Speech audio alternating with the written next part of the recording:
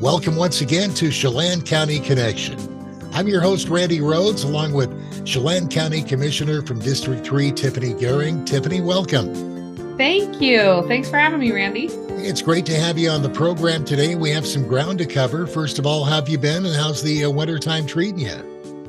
I have been great. Really been enjoying serving. I'm in my second year and I've learned a lot and I'm loving the position. I also am loving the snow today. It's my favorite. Well, there's plenty of it coming down, that's for sure.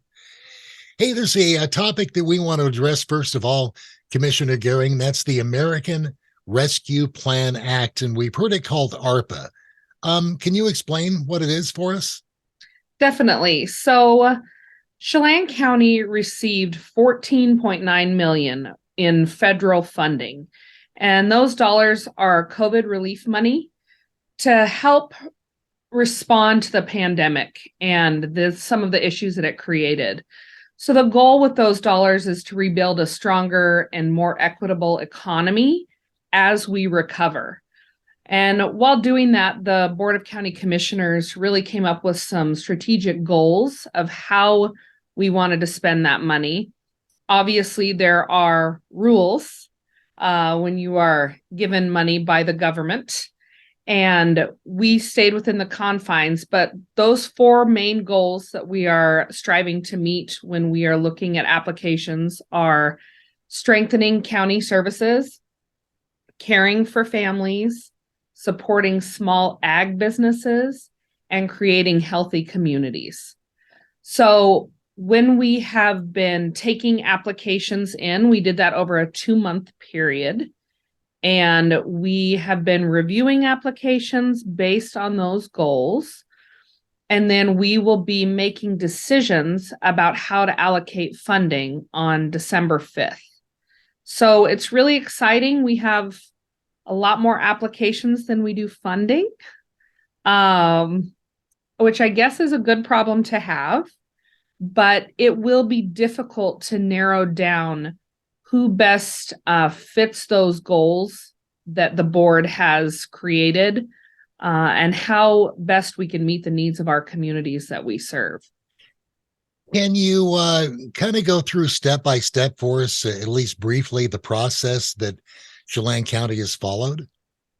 Yeah, so we started working with a company called Moss Adams, and they have been helping us through this process.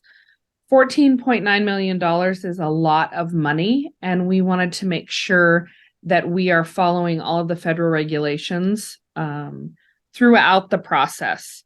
We also wanted to make sure it was transparent and that everyone knew how to apply and when to apply. So we basically took applications over a 2-month period, so September, October, and then we have been reviewing those when we have a chance to in session. We set aside time and we work with Moss Adams in really determining our applications complete. Do these people reside, and the people benefiting from the funding, do they reside in Chelan County? That's incredibly important. And then how many people will this serve if they're allocated funding? So there are a lot of different factors that each commissioner takes into account as we prioritize where we think those funds should go. So where is the county right now in distributing those dollars? Is there a timeline then, or? There is a timeline. So December 5th is the goal to make announcements. And I know as of now, we will be meeting December 5th to discuss the final recommendations of where we think those funds should go. And that includes both internal projects here at the county as well as externally. So December 5th is the big announcement date. Commissioner Gering, do you have any final thoughts you'd like to dovetail off on this ARPA program and how it's benefited communities throughout the state and throughout the country?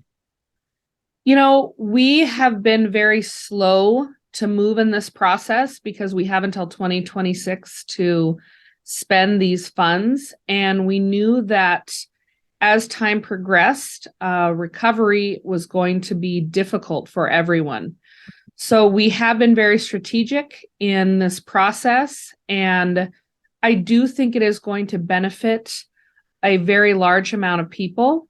$14 million sounds like a lot of money, but when you have well over 50 applicants, well over $15 million in asks, our jobs become incredibly difficult.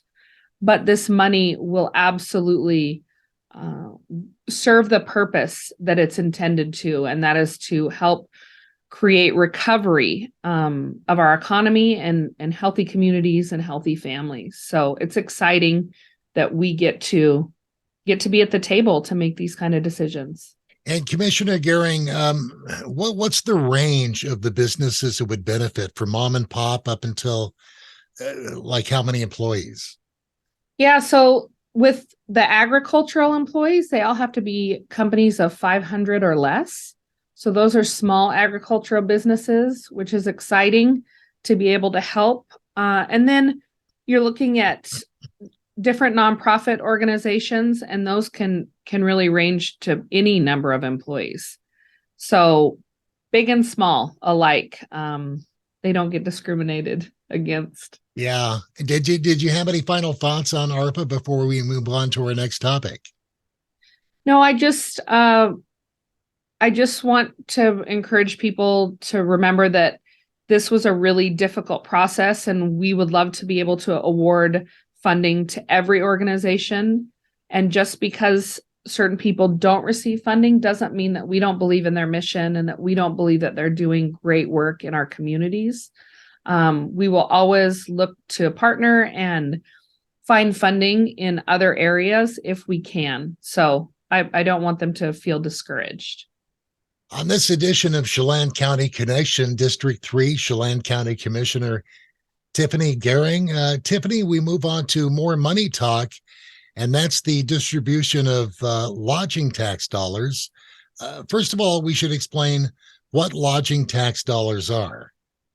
Yes. So lodging tax dollars are basically anytime someone stays in a hotel, motel, a short-term rental. It could be an Airbnb, anything like that. And it's collected at the time that you book. So it is a remittance to the counties from the state. We in Chelan County have a 4% lodging tax rate. And so that money is remitted to us, and it has very specific rules of how those monies can be spent throughout Chelan County. What is the role of the Lodging Tax Advisory Committee? So by law, if you have a population of over 5,000, you are required to have a lodging tax advisory committee. And that committee, what that looks like is an equal amount of people who are generating lodging tax revenue, and then people who are potentially using that lodging tax revenue. So for an event like Leavenworth Oktoberfest, for example, they would be a potential user of lodging tax dollars. So there are an equal amount of both of those representatives that sit on the committee. And that the job of that lodging tax committee is to advise the Board of County Commissioners and make recommendations on how they think those monies should be spent. So what happens is we go through application processes, and we then, as the committee, will go to the Board of Commissioners and suggest specific funding allocations, and the board will either approve in part, or send back to us to say, we'd like to see some changes here. This is why. And then the committee will discuss and go through that process. You mentioned the 4% figure. To your knowledge, is that pretty typical around the state and around the country? You know, it is. We at Chelan County took an additional percentage. So you start out with the state with 2%, and then we have 2% on top of that. The lodging tax dollars that are created in Chelan County is quite impressive. As you know, tourism is a huge industry here, specifically in Leavenworth and Chelan. They are really pinnacles of Washington State. So it's exciting to see that even through COVID and the difficult last couple of years that we've had, that people are still visiting and recreating, and they're just doing so in different ways. Commissioner Gering, 2023 awards for marketing and events. Can we, touch on that a little bit? Yeah, so we actually are just finishing an application round for events, so tourism-related events. We are hearing a couple more presentations mid-December. We will be making recommendations to the Board of County Commissioners the week of Christmas. And so the goal is that those announcements will be made that week of who has received funding for their events. And then next year, the beginning of next year in the spring, we will go out for capital funding. And those are tourism-related facilities. So there are, again, specific requirements, and all of that information is on our website. But we will be announcing when those applications go out, deadlines, and all the information will be readily available. And that's still to come this winter. That'll be the beginning of next year, probably February or March. How have you seen the lodging tax really make an impact in your time as District 3 Commissioner? I've only been serving as a chair for a short while. I took over as chair in summer of 2021, but it's been exciting to see the changes that are happening and how engaged really everyone on the Lodging Tax Advisory Committee is. These people spend a lot of their free time and are really dedicated to making the best possible decisions with these tax dollars as we possibly can. We want to make sure that we are good stewards of this money. The last couple of years, we have seen tourism grow, which means lodging tax dollars have grown. Yes. I did step into the chair position with quite a cushion of lodging tax dollars. So right now we have about 3.4 million sitting in that account. And the whole idea is for that money to be spent.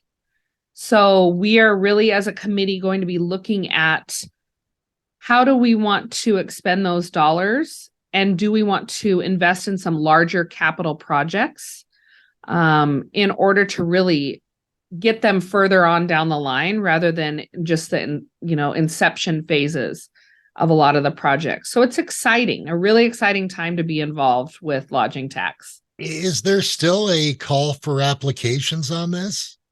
So the call for applications will go out probably in January or February for capital.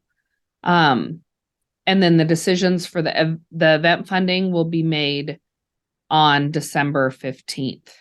And that recommendation will be then taken to the board. Well, that's fantastic news to share. Did you have any final thoughts on lodging tax and, the way it's helped our community? I just want to encourage people that if they have questions or concerns, our meetings happen the fourth Thursday of every month from 1 to 3. They're open to the public. I'm always available to answer questions, and we really do value the public process and people's participation. It's really important. So I would encourage people, if you have questions, to just get involved. All right. Any final thoughts on this edition of Chelan County Connection? I just want to wish everybody a happy Thanksgiving. By the way, do you have a favorite Thanksgiving food on the plate, or do you have several? You mix them together, keep everything separate? What do you do? I am obsessed with sweet potatoes, but I like the sweet potatoes with the marshmallows, the thick layer of marshmallows. Oh, do My family says that's not really just sweet potatoes, but that's what it is to me. Sounds really good. And whatever you're doing with friends and family over Thanksgiving, Commissioner Gering, we want to wish you the absolute best as we wind down 2022 and look forward to a bright and prosperous 2023. And happy Thanksgiving, happy Christmas, and holidays coming up to you and yours. And thank you so much for being part of this Chelan County Connection this time out. Thank you, Randy. Happy holidays.